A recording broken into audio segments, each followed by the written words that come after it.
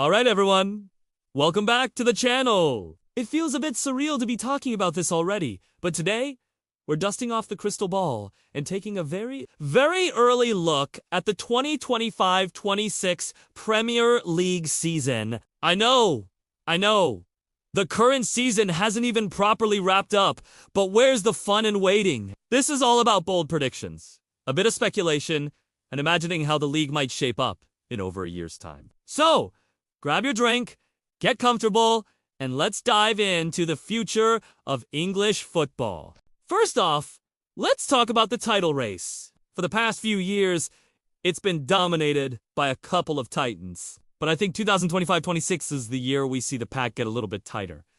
Manchester City will, without a doubt, still be right there. Their infrastructure, their financial power, and their ability to evolve under what will likely still be a top-tier management system, whether that's Pep or his successor, is undeniable. They've built a dynasty, and dynasties don't just crumble overnight. They'll have freshened up the squad, probably bringing in another world-class talent or two, and their consistency will make them the team to beat. However, I'm looking at Arsenal and seeing a team that will be at the absolute peak of its powers. Think about it. By then, players like Bukayo Saka, William Saliba, Declan Rice, and Martin Dedegaard will be in their prime years, between 26 and 28 years old. They'll have several seasons of title-challenging experience under their belts. The lessons learned from coming close will have forged them into a mentally tougher, more ruthless unit. If they can solve their long-term striker issue and add a bit more depth, I genuinely believe 2025-26 could finally be their year. They'll have the perfect blend of youthful energy and veteran savvy. But don't you dare sleep on Liverpool. They'll be fully integrated into a new post-Klopp era. By 2025, the new manager will have had a couple of seasons to implement their philosophy and mold the squad. Players who are young now, like Harvey Elliott and others from their academy, will be established first. The transition might be a bit bumpy initially, but a club of Liverpool's stature always finds a way back. Their recruitment has been excellent, and I expect them to be a formidable force, playing with a renewed hunger. It's going to be a three-horse race, but a much closer one than we've seen recently. Now for the rest of the top four. And this is where it gets spicy. Manchester United are the eternal ? By 2025, their new ownership structure will have had a few years to make its mark. This is the crunch time. Will they have sorted out their recruitment strategy? Will they have a clear, consistent, footballing identity on the pitch? I'm cautiously optimistic. I think they'll have the talent. Players like Kobe Mainoo and Alejandro Garnacho will be superstars. But their success will hinge entirely on the stability and intelligence of the club's leadership. I'm penciling them in for that fourth spot, but it will be a dogfight. And who will they be fighting with? Two London clubs, Chelsea and Tottenham. Chelsea's project with all their young signings will have had time to mature. By 2025, we'll know if that massive spending spree was genius or folly. If those players click and develop as hoped, they could be a frighteningly good team. The talent is there, but will the chemistry and consistency be? That's the billion-dollar question. They could just as easily finish fourth as they could eighth. Then there's Spurs. Under Ange Postecoglou, they've established a clear and exciting style of play. 2 years further down the line, that system will be deeply embedded. Players like James Maddison and Mickey van de Ven will be the senior leaders of the group. If they can add some genuine quality in key areas and keep their main men fit, they will be pushing hard. Ange ball is demanding, but it's effective, and they'll be a nightmare to play against. I see them just missing out on the top four, but qualifying for the Europa League comfortably. What about the surprise packages?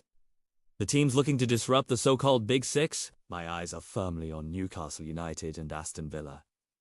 Newcastle's journey is a steady upward climb. By 2025, they'll be an established European contender. Their financial backing is immense, and they've been spending it wisely. Players like Bruno Guimaraes and Alexander Isak will be world-class, surrounded by even more quality. They have a passionate fan base, a great manager in Eddie Howe, and a clear vision. I see them finishing sixth, right on the heels of the top contenders, making St. James Park one of an absolute fortress. Aston Villa under Unai Emery have been a revelation. Emery is a tactical genius, particularly in European competitions. By 2025, they will be a seasoned European side. Players like Ali Watkins and Douglas Luiz will be in their prime, and their squad will have been bolstered by Emery's astute signings. They play smart, organized football. I don't think they'll have the depth to sustain a top 4 challenge over 38 games, but they will be the team that nobody wants to face,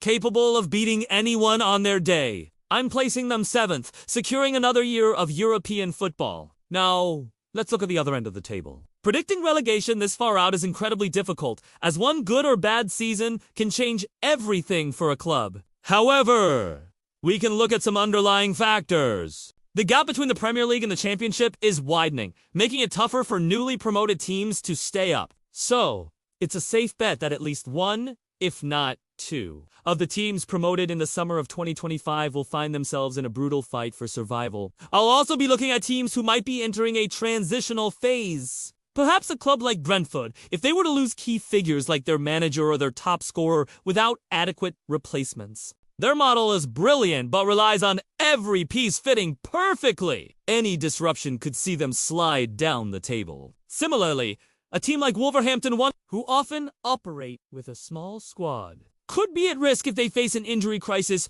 or if their recruitment doesn't hit the mark for a couple of windows. And there's always a club that seems stable but suddenly hits a wall. Could it be a team like Crystal Palace, or if they lose their star players and fail to reinvest wisely, the Premier League is unforgiving. My bold prediction for the relegation battle involves one of the newly promoted sides alongside a team like Nottingham Forest, who may have battled the drop for several seasons and it finally catches up to them in perhaps a surprise slider. Let's tentatively say a team like Everton, if their off-field issues aren't fully resolved, could find themselves dragged back into that perilous fight at the bottom. So, to recap my ridiculously early 2025-26 Premier League table prediction.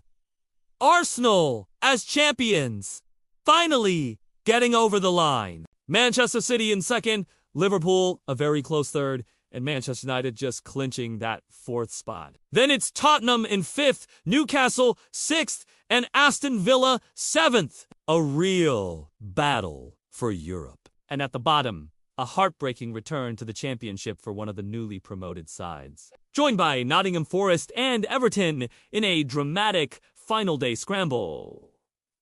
Of course, this is all just a bit of fun and speculation. A single transfer, a managerial change, or a breakthrough talent can change everything. What do you think? Am I crazy for backing Arsenal? Who do you see lifting the trophy in 2026? Let me know all your thoughts and your own wild predictions down in the comments below. I read every single one of them. Thank you so much for watching. I really appreciate you spending your time here. If you enjoyed this look into the future, please hit that like button. And if you haven't already, consider subscribing to the channel and turning on notifications so you want to miss any of our upcoming videos. We've got plenty more content coming your way. Until next time, take care.